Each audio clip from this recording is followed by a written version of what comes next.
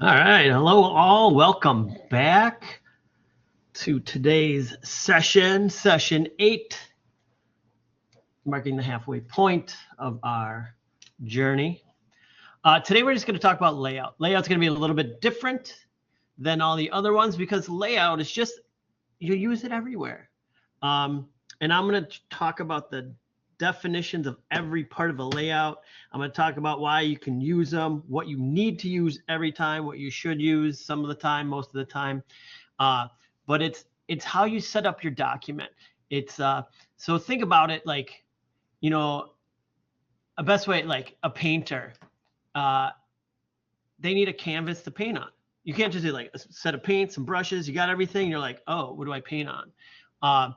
And then like, what size is the canvas? How big is it? What is it? All that comes into play as a graphic designer.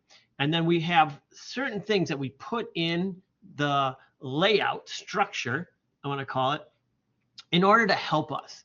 And all these things we do help us to make sure that the design is correct when it reaches the people and we hand it off. Because we forget that we hand this off every time you do a design. For the most part, you hand it off to somebody else and then they take it. And if your stuff isn't correct, it either comes back to you in not a good way, or it just gets printed and then it comes back to you in an even worse way.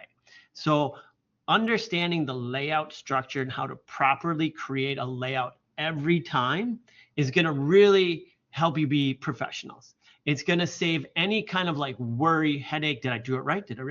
And as you see in all of my assignments, and my assignments coming forward, especially here, is I list out exactly everything. And when you work with other printers or you work with other companies and they say we need a poster, you ask them, what are the print requirements for this poster? What are the print requirements for this two-sided postcard? What are the print requirements for the billboard? What are the print requirements? And they will tell you it's this big by this big. It needs this much bleed. It needs this much. They sometimes call margin, or it's called other things. And I'll walk you through this. And that makes sure that every time you do it right. So, and it's so important. It's like top-notch important. For some reason, we just sort of started teaching this now. So let's talk about the layout defined. Let me get my drawing table over here. All right, the artboard. We all know about the artboard, also sometimes called a canvas.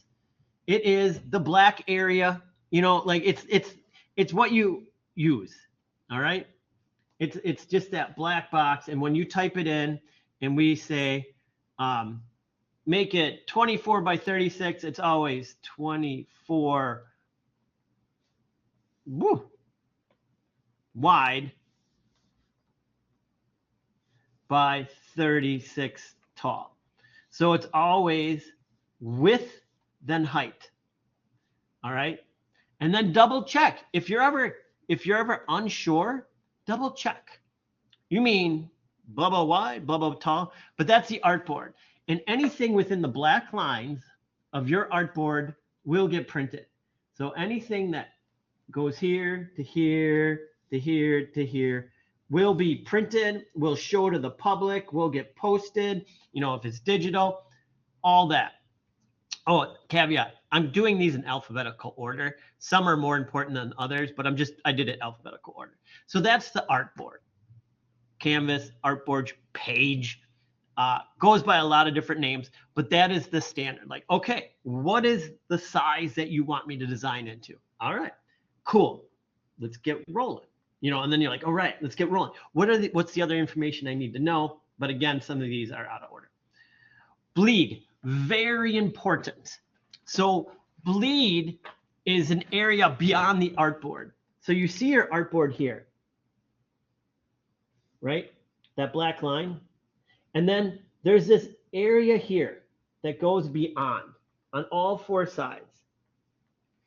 This is called bleed.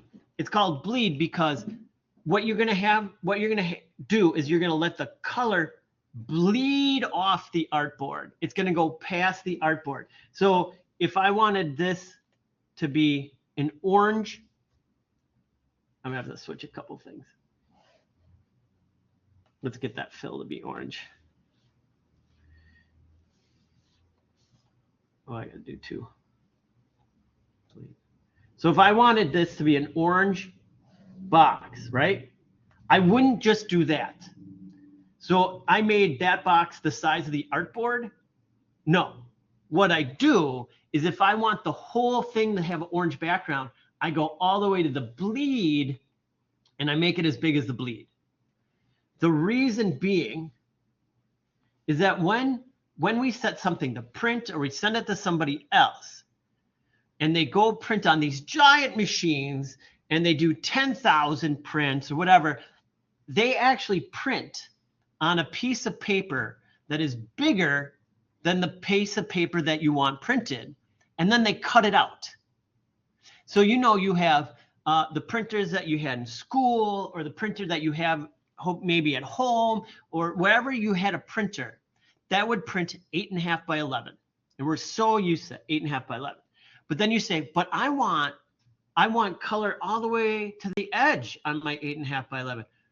But the printer can't do it. So what do? You would actually print your 8.5 by 11 onto an 11/17 with bleed and then cut it out. And that's how you get this to happen.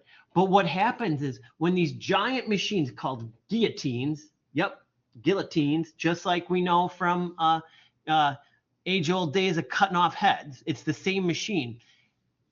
It varies, and it doesn't always cut perfectly. And it will shift maybe a little bit this way, and then it'll shift a little bit this way, and it'll shift a little bit this way, because they do like 1,000 at a time. And when it comes through, there's a natural tendency for things to push. So what you don't want to end up having is a white edge on one or more sides of your design when it was supposed to be full color all the way around. So that is bleed, and bleed needs to go on every document no matter what. You put on bleed, and if you have you have color, or like I said, you want the board, or I'm like, I have a rectangle box and I want to go right to the edge. Well, then you go past the edge to the bleed mark. And then say I wanted the blue box. On the other side, I would do the same and I would extend it past, that's supposed to be blue. And then that way, when it's cut, there's a guarantee that there'll be no white mark there. And so it's very important. If you have a photo of somebody in the photo, you want the photo to the edge, you actually have to bleed the photo past the edge. So everything goes past the edge. Nobody sees it but you and the printer. But then the printer knows, like, okay, this is great. Well, then what does the printer do? So you have the bleed and they need to cut it out. That's what the crop marks are for.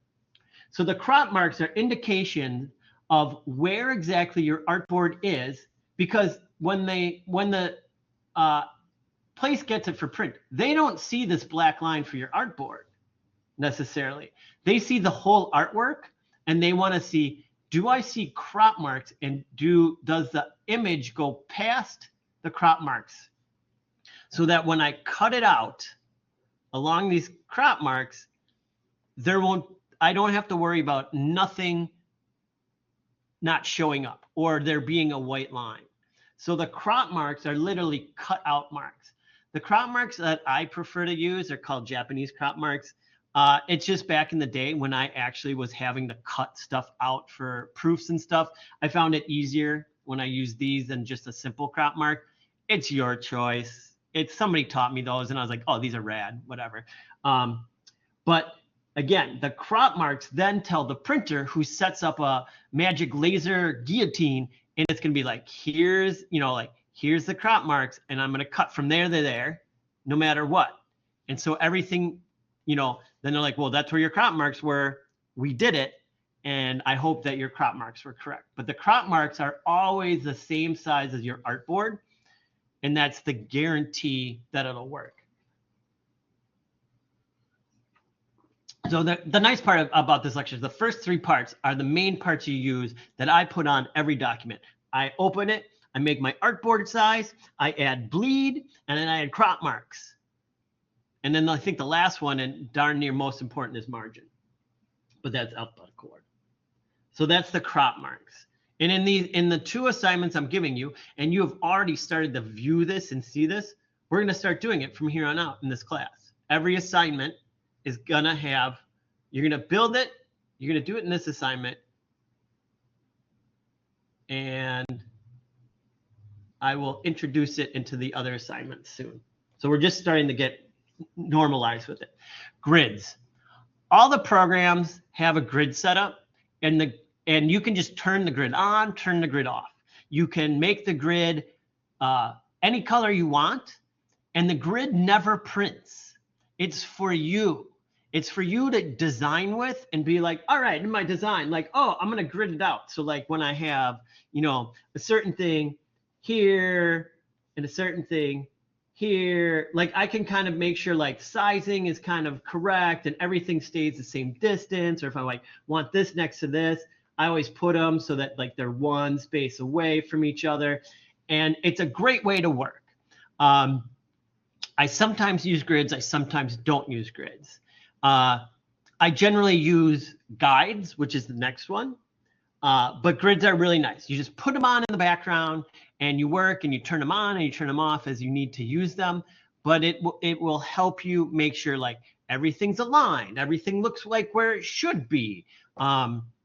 It's a great way to just kind of get in and start working and knowing like, oh, is that too close together? Maybe I should make it the distance of the grid lines. And then you kind of do that, stacking or how close should it be? Well, that's a margin as well. But it's really good to use grids. It's a kind of a starting point to get to the next one. Guides.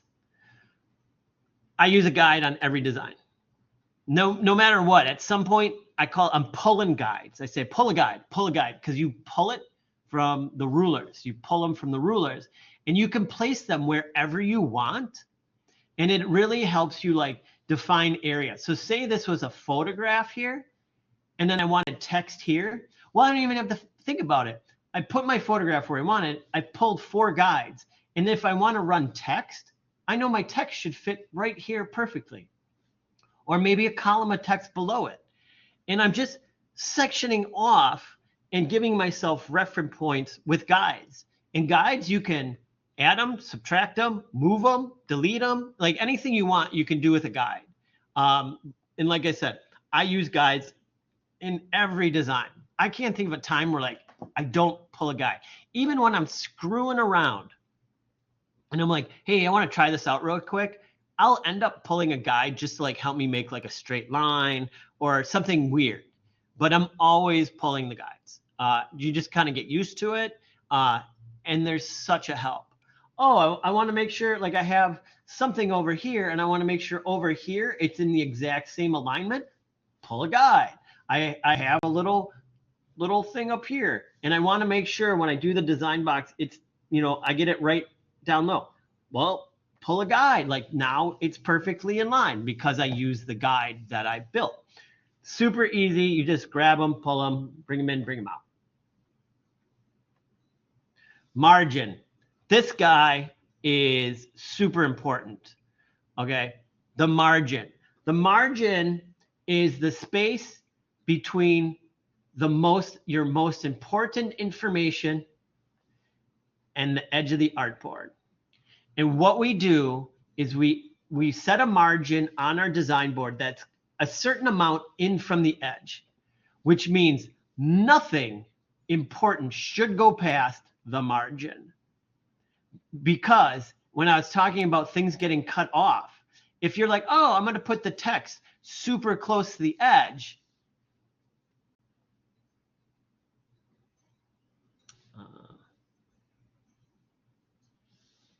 give me 1 second. I just had to take off the border. I have to do it on a different page. Oh, now it's showing up here.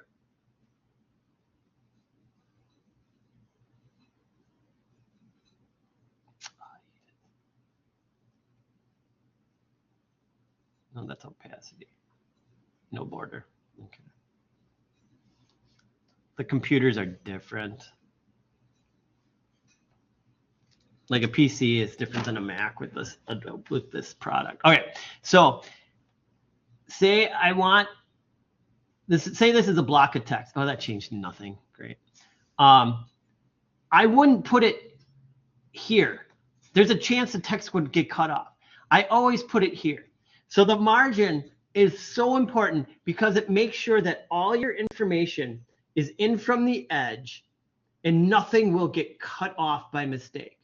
It also helps that we don't think about, and one of those big things that we don't, is say this is an 8.5 by 11 flyer that you handed out in public and you didn't have a margin on it, you had stuff right up to the edges.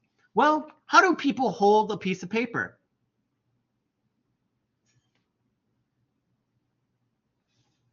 Here's your thumbs, right? Your thumbs go over the edge. So if you have things right to the edge of your piece of paper, then people have to like move the paper, or they're holding it like up here by the corners because they want to be able to read the stuff that got too close to the edge. So you will hear me talk from here on out, and when you get me back in third semester, talk ad nauseum about where's the margin. Things are too close to the edge. You need a margin because everybody forgets to use them. I'll be like, it's too close to the edge. It's going to get cut off. It's too close to the edge. You need a margin. Like we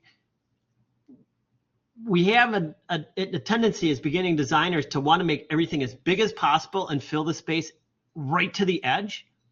Here is your okay, relax. You do not need to make everything as big as possible, and it doesn't need to go right up to the edge if you don't want to. Bring it in from the edge. Make things relatively nice size. You don't need to like fill every spot up. And we'll get to that later on in the lessons when we talk about white space and stuff like that. So these are the most important things to know in working with the layout, and you should know these, memorize them. You're going to hear them from this point on all the time, and people just say them, and you should know them. So the artboard is your canvas. It's where your art goes. The bleed is the area we design out to make sure that when we cut out our artwork, everything is exactly where we want it and nothing gets shifted or cut out or looks funny. The crop marks allow the people who are cutting out or getting your work ready know where to cut out the artwork. The only time that this would be different, which I didn't talk about in advance, which you'll learn from Craig Smallish, is the advanced part is, sorry, I have a flashing light in my room. Like, is there a fire? Is die lines when you have a very specific shape that you want them to cut out, and fold. I didn't talk about those two things. Grids, use them as you want, use them as needed. You turn them on and off. I'll show you how to do that. Guides, use them. I use them all the time. Like, these don't show up in your final print.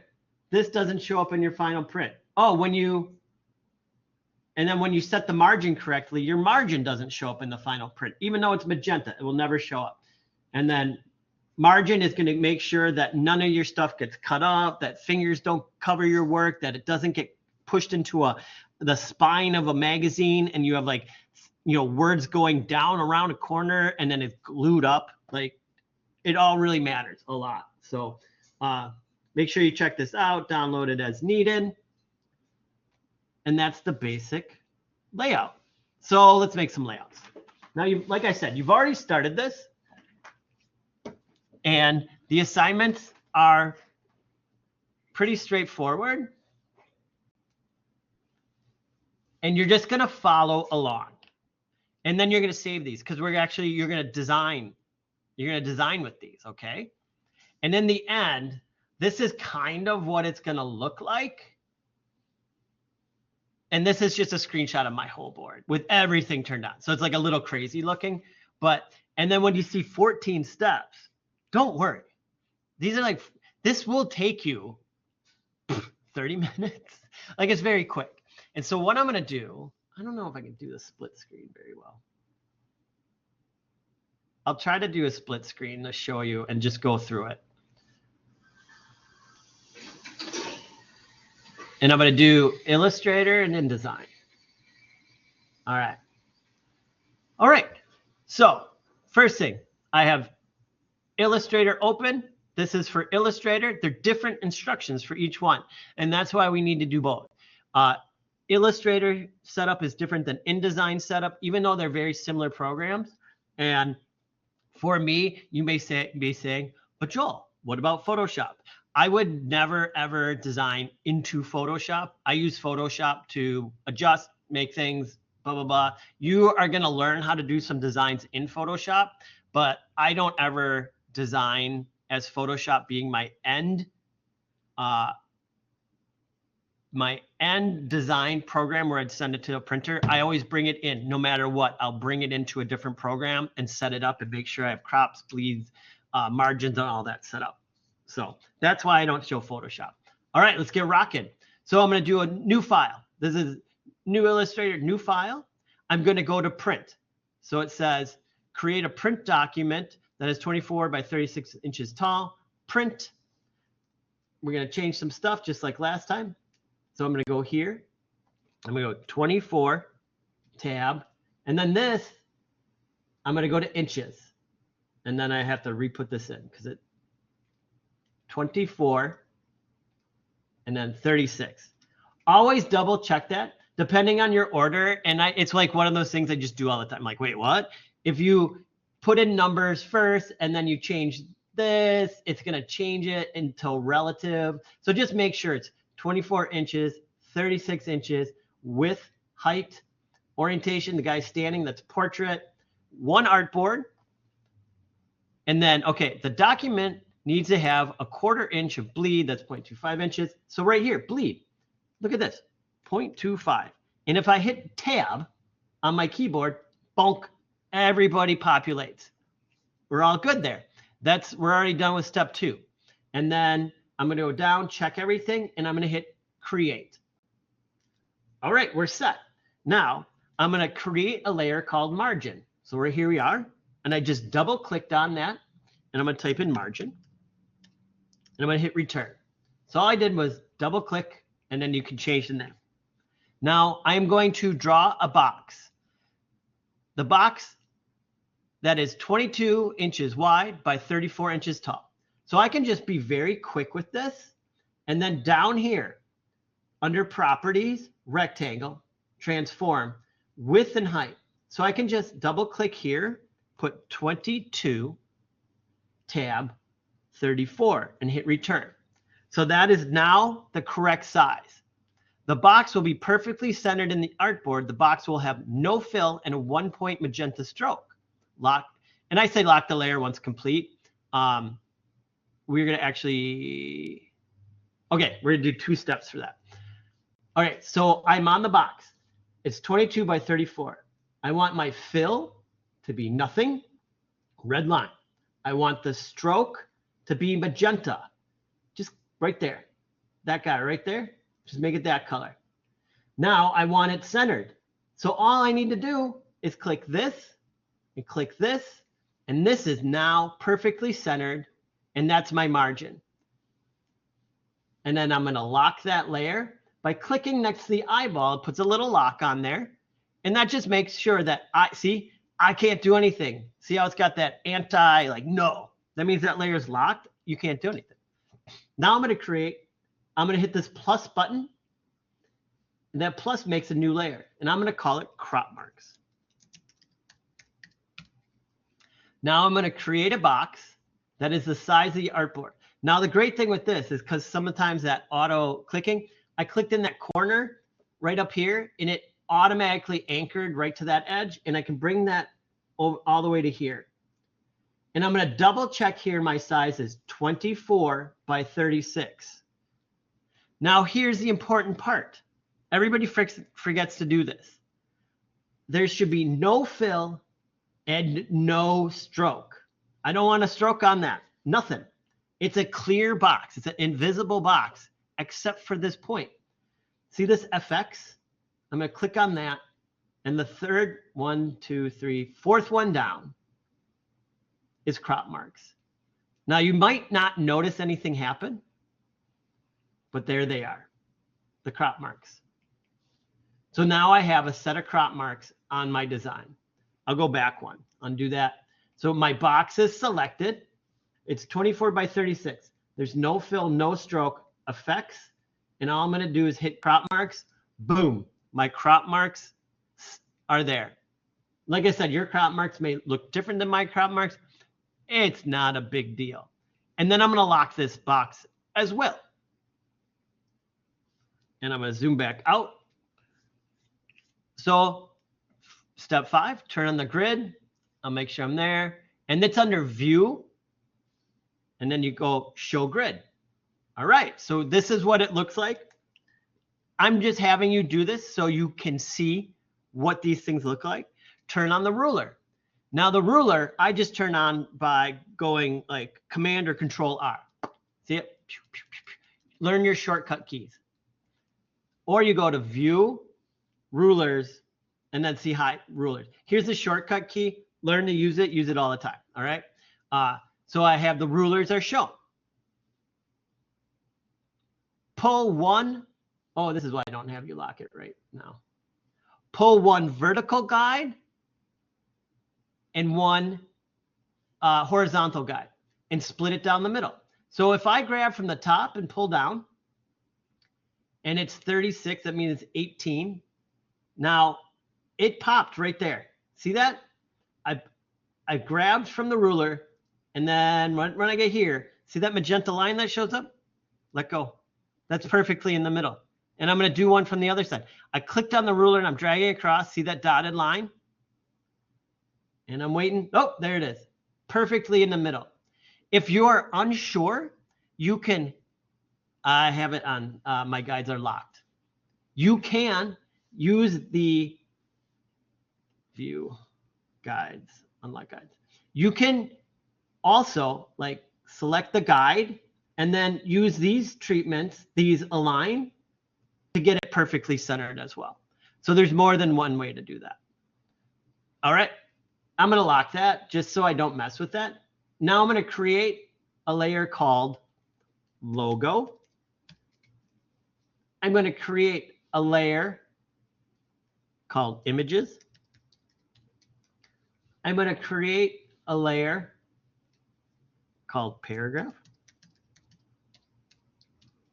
And as you can see, what I'm doing is I'm creating a space for all the things that we're going to put in to our design. And you'll find out about that next week. So, and then when you design, everything goes on a layer. And then you lock layers and you unlock layers as you're working to make things easier. So if you want to move one thing, you're not mistakenly grabbing the wrong thing and moving it and sizing it and getting all upset. There's a reason why we do all this. And you're like, well, this takes, the first one is going to take you 15 minutes, maybe 30 minutes. But once you start to do this every day, this takes like a couple minutes. And then you have your design perfectly set up. And then you start. It's like, that's reverse. It's like setting the table before you eat. You make the food and then you go and you put out the dishes, you put out the napkins, you put out the utensils, and then you can sit down and eat. But if you make the food and you put it on the table and then you got to run back, you're like, oh wait, we need dishes, and you run back. You're like, oh, no, now I need forks. And like it takes you actually longer in reverse than just set the table and then make it. That was a weird analogy. Headliners. So I'm up to here. I'm up to 12. Now here's the last two parts. Move the margin layer to the top of the list.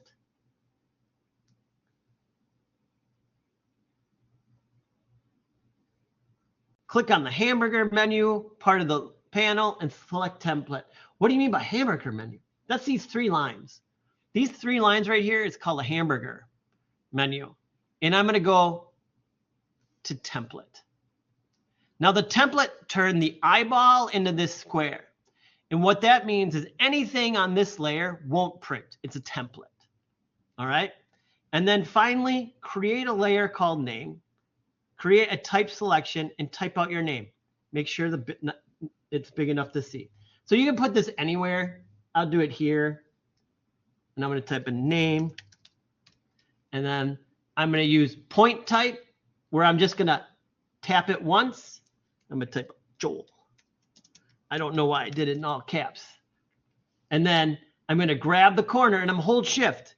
Please never stretch type without holding shift. I'm going to center it up and look at it, right? Here it is. I want to center it up on the old artboard, eh? Let's do that. Kapow, kapow. It's perfectly centered. Let's not use, you know, the stereotypical. I want to use this called corn dog. That's hilarious. It offset my type. Let's get it centered again. Boom. You center it using these. Don't think about it. Don't like try to like, oh, use your mouse. Whenever you can, use the tools that are supplied in here that are, you know, computer accurate. All right. Then you save this. So you're going to save a version for in your files, wherever you want to save it. So I go to File, and I'm going to do Save As, and it's supposed to be Poster Layout AI. I'm going to save on my computer, and it's JSKAJA underscore poster underscore layout. And I hit return. All this is correct. I'm going to hit OK. And then I'm going to go to File, Save As, save on your computer, and then I'm going to do a PDF. You don't have to change the name or anything. You just change that to PDF. You hit Save. You can do press quality, view PDF after saving, yes, and then check these that nothing is marked and hit Save PDF. Whoop, there we go. It is a blank document with your name in it. And then you upload both of these to the assignment so I can look and make sure you have all your layers and you did everything following the instructions. There you go. Exit. Discard. All right, let's do InDesign. InDesign is quicker.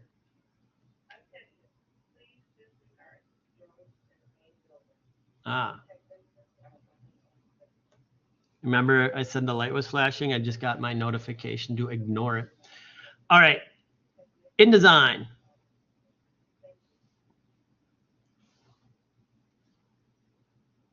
InDesign has a lot of this stuff up on the front end, it's called, like in the beginning. And then you don't have to do it in the document.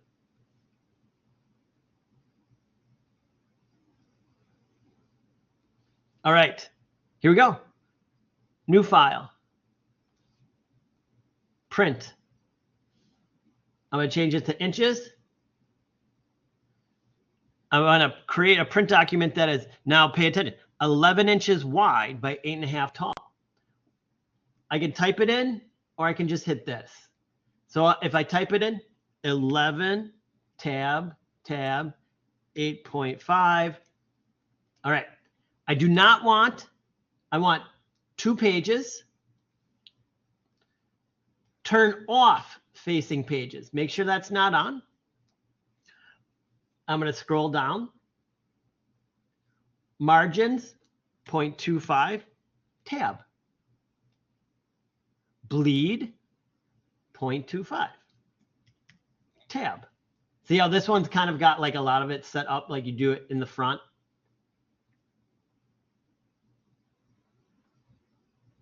Make sure we have it all. All right. Create. Now you have 2 documents here. All right. I'm going to turn on the ruler. My ruler is already on. View. Here. It'll be there. View. Rulers. But it's the same thing. Use the key command. Turn on the ruler. Create a layer called guides. Pull a guide to the exact middle of each page. Then pull 2 guides 0.25 away from the middle guide that you just pulled on each page. 1 on each side of the middle guide. You're like, what the heck did he just say? All right. So I'm going to pull a guide. And this is 11. So halfway through, and it's stuck. Halfway across. Oh, wait. I need the layers. I need to name that layer. I got ahead of myself. So that's halfway. We're going to do the same thing down here till it sticks. Halfway. Now he said, do something weird, like ½ inch, ¼ inch. So I'm just going to zoom in, and you can get this up to that ruler. And it says, then pull 2 guides 1.25 inches away from the middle guide you just pulled. So one's going to be here, and one's going to be here. What I'm doing is we're splitting this down the middle, and then I'm continuing the margin because these are going to be 2 pages. There we go. And there we go. So that's what I just did. And then pull 1 vertical guide on each page. So you know what that's supposed to say?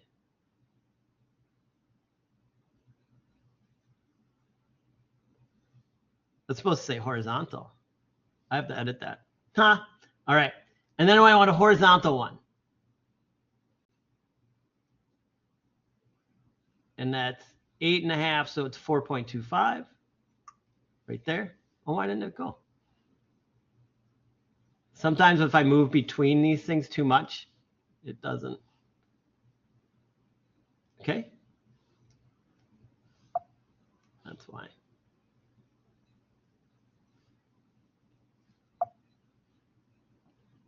I have an error up somewhere. It's not letting me do this.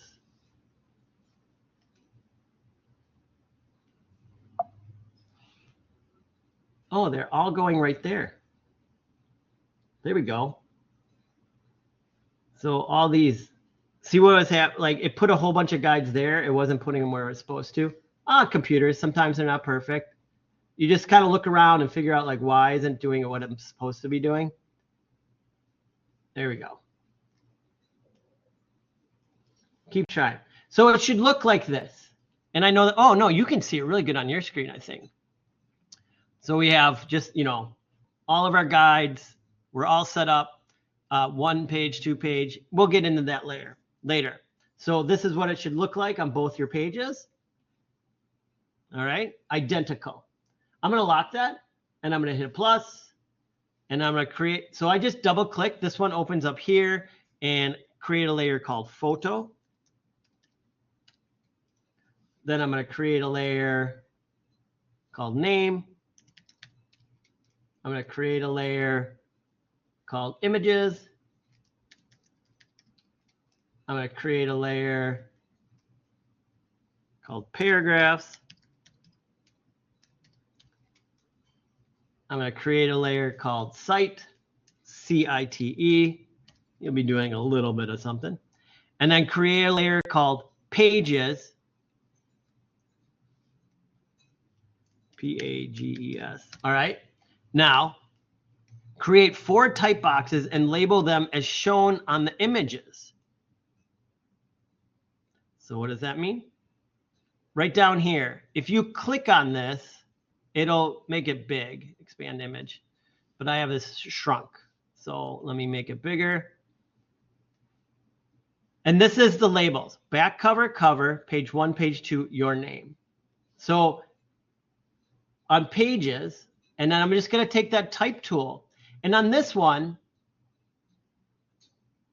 you have to draw a box. All right. You can't just click. So it's a little bit different. And I'm just going to write, I'm looking at my reference here. And here I am. Back cover. Now, the cool thing is I'm going to do a bunch of edits to this. So if I go back to the T, so I went back to the select, and you can like align it and kind of like get it set up, but I want the text different.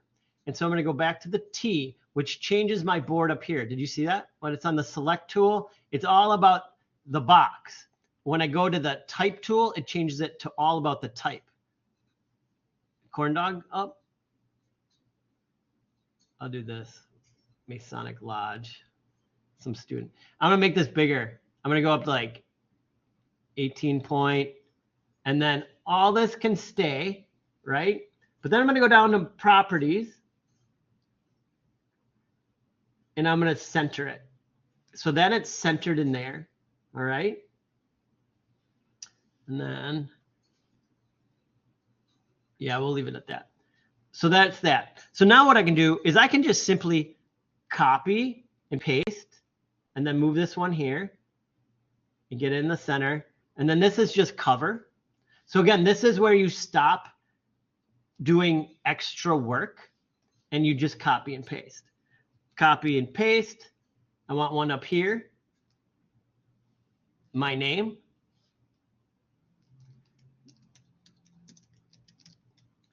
And then this is something that's so rad. I'm going to select that. I'm going to select both of those. All right. So I just clicked and dragged and I'm going to copy. All right. Then I'm going to go down. I'm going to make sure I'm clicked on this board. Like make sure you're really on it. You know, I don't know why it's not letting me go down further. I'm going to, make sure it's on page 2. And then I'm going to go up here to edit and go to paste in place. Watch this. Right there. Exactly in the same spot that they are on that page. It placed it on this page. And then I'm just going to right type. And this is going to be page 01.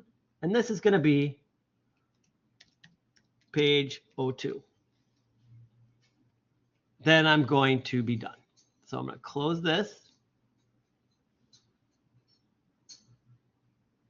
Pages, create the layer, my name. I put my name on the wrong, so I can just do this.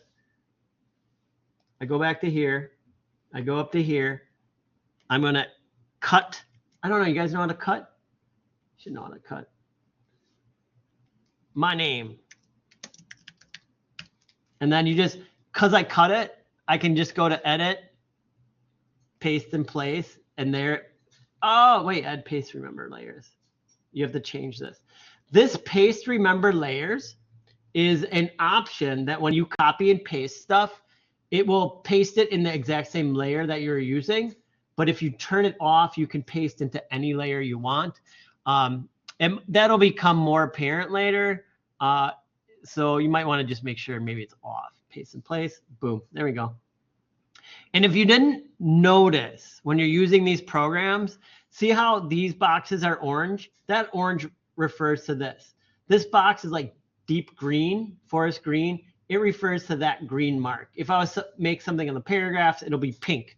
So you have a visual reference between what you're working on and what the layers are.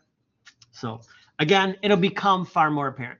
So I'm going to save the document. You save it however you want, where you want. I'm going to save to my desktop, file save as, and then this is called JSKAJA underscore pamphlet underscore layout. So this is the InDesign file. You just save it as is. And then I go to, this is file, export. And I'm going to export Adobe Print. All right. Make sure you export Adobe Print. It saves the name. You hit save. And just like the other ones, I'm checking everything. View PDF after exporting, marks and bleeds. Nothing's checked. I'm going to hit export. Boom. Here we are. Page 1, page 2. And then see, this is the awesome part. Look here. When I go from one page to another, nothing really jumps because I use that paste in place. That's so rad. That makes sure like from page to page, everything is exactly lined up. Oh, it's so beautiful. All right. So that's how you set up those documents. And then, is there any questions so far? I'm sorry, I'm burning through this. Again, if you do have questions, just, man, shoot me an email, text me, send me a message, put it up on the discussion board in the midweek, mid-session review here, project review. Just feel like, am I getting it right? All right, design practice. Guess what? It's your final one. You're done with design practices. Thank goodness, hey. All right, let's get it. Gail Anderson. We're going to download that zip file. I think this is a, oh, this is Illustrator. All right. Go to there.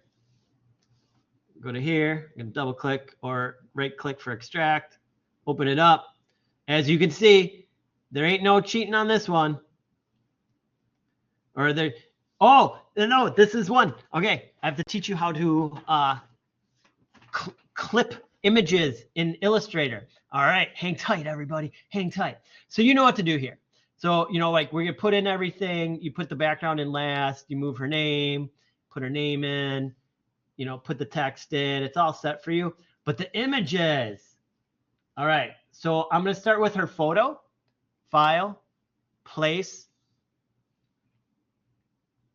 links, GA photo, place, click, boom, it's all set.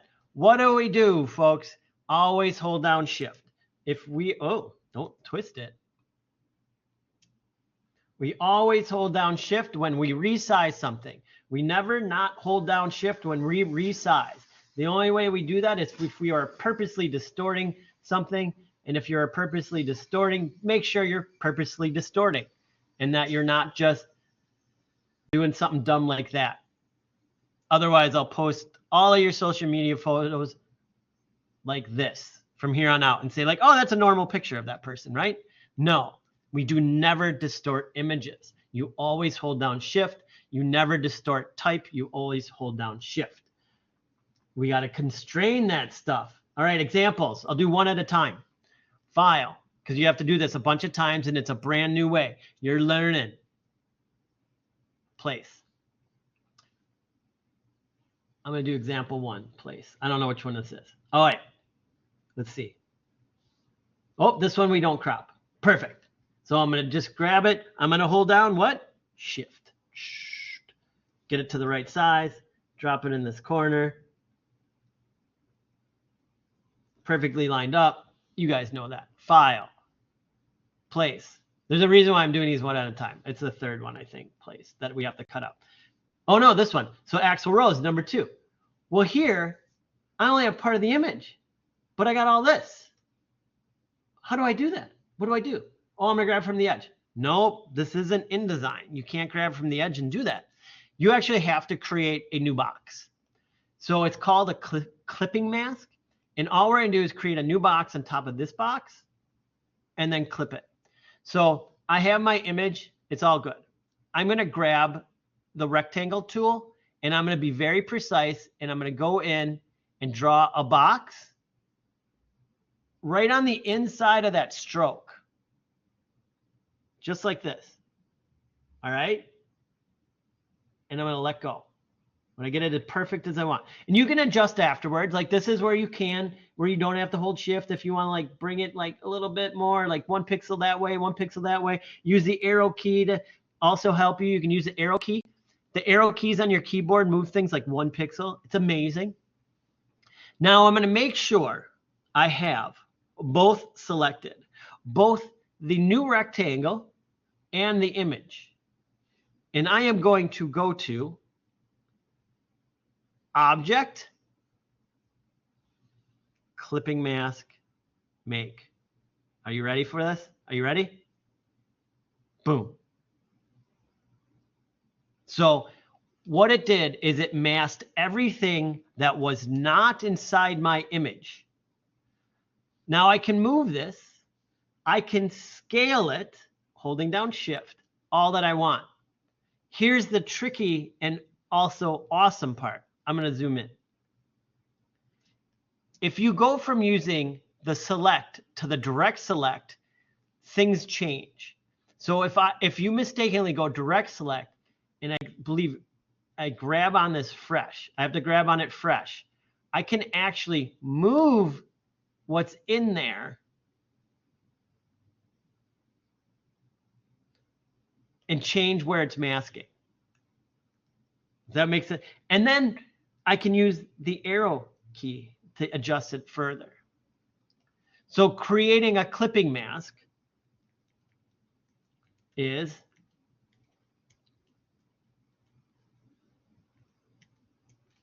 create a box the size of the area you want to mask. Grab both the image and the box. Go to Object, Clipping Mask, Make. And like I said, if you just keep it on the select tool, you're all good. Hold down shift, make it smaller, place it in, hold on shift, make it the right size. Then we go to file, place. That's the only one, like, in the terms of like programs, I wish Illustrator did it the same way as InDesign, and I think a lot of people do, but it's so like Illustrator or Adobe has such like a big thing going on like now that when they make a change like that, people freak out. All right, that's in. Then we put in her name, unlock the rest of it, unlock. And then you guys, the instructions for exporting and saving are in the assignment. And as you can see, per our conversation this morning, I have an artboard. I have crop marks. Oh, I don't have crop marks in this. But I have the margin. I have the bleed, the margin. We know where the artboard is, and everything's there. So again, 90%.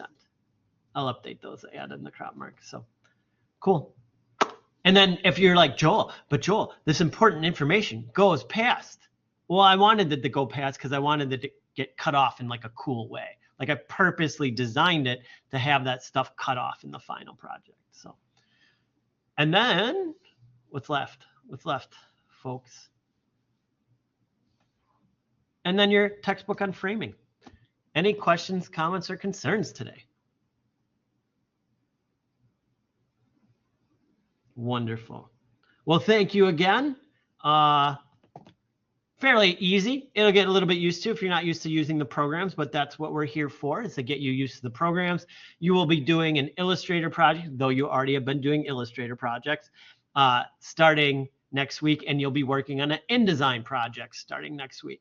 All very simple. You're going to gather elements first, and then you're going to start on designs and work through for the rest of the semester.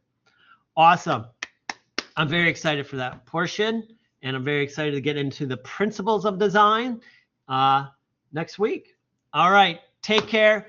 Thank you. And remember, question, comment, concerns, anything, just let me know. Reach out to me however you can. There's like 50 ways to reach out to me.